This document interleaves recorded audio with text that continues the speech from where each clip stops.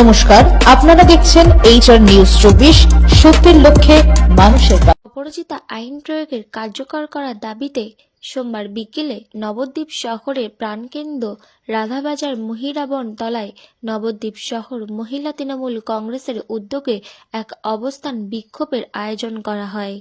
উপস্থিত ছিলেন সভার চেয়ারম্যান বিমান কৃষ্ণ সাহা, উপপৌরপতি শচীন্দ্র বসাক সহ নবদ্বীপ শহর মহিলা তৃণমূল কংগ্রেসের সভানেত্রী তথা কাউন্সিলর মনিকা চক্রবর্তী।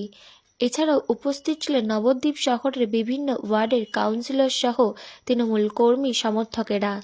বাইট বিমান কৃষ্ণ সাহা, চেয়ারম্যান, নবদ্বীপ পৌরসভা।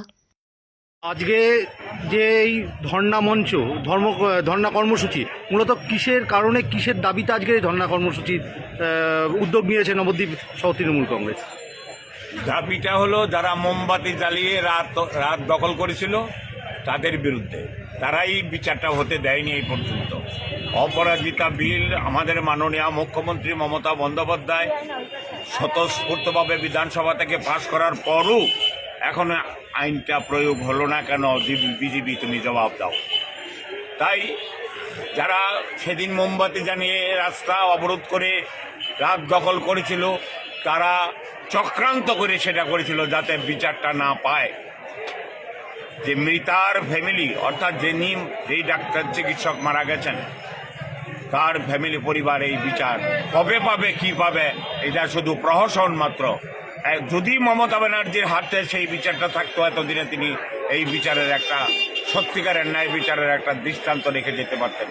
যে তবু ভারতবর্ষের মধ্যে একটাই মুখ্যমন্ত্রী যিনি মাননীয় মমতা বন্দ্যোপাধ্যায়, তিনি অপরাজিতা বিলটা ভারতবর্ষের পশ্চিমবাংলার বিধানসভায় সর্বসম্মিলিতভাবে এই বিলটা পাস হয়েছিল, রাজ্যপালের কাছে পেশ হয়েছিল।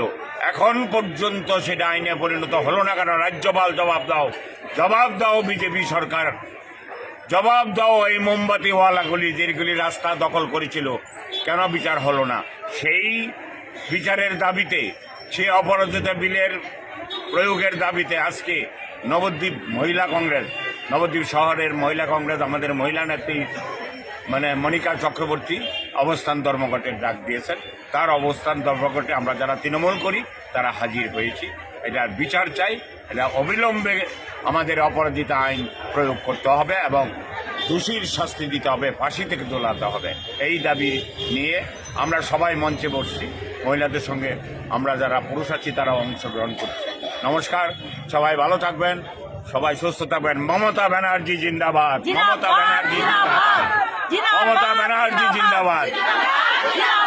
বিকল্প নাই, মমতা ব্যানার্জির বিকল্প ভারতবর্ষে নেই।